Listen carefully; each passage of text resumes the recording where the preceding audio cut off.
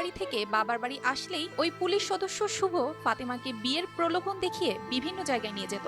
পরে দুজনের মধ্যে একাধিকবার শারীরিক সম্পর্ক গড়ে ওঠে। বিষয়টি সাবেক স্বামী সাইদুর জানতে পেরে ফাতেমাকে সন্দেহের চোখে রাখে। পার্কে বলতে বড় বাড়ির যে কয়টা জলকুঠুরি আছে সবগুলাতেই নিয়ে গেছি। আবার যে আনন্দ পার্ক যে রিসোর্টটা আছে ওইখানেও নিয়ে গেছি। সে আমারে বলছে যে সে আমার বিয়ে করব।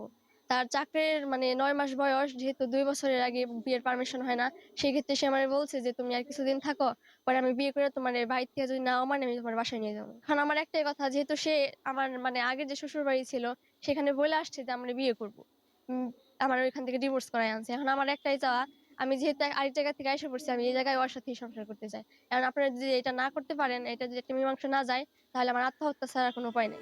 গত কয়েক মাস আগে শুভ ও ফাতেমাকে উপজেলার তালতলী এলাকায় আনন্দ পার্কের ভিতরে একটি কক্ষে অনৈতিক কাজে হাতে নাতে ধরে ফেলে স্বামী। পরে দুই পরিবারের সিদ্ধান্তে বিচ্ছেদ হয়।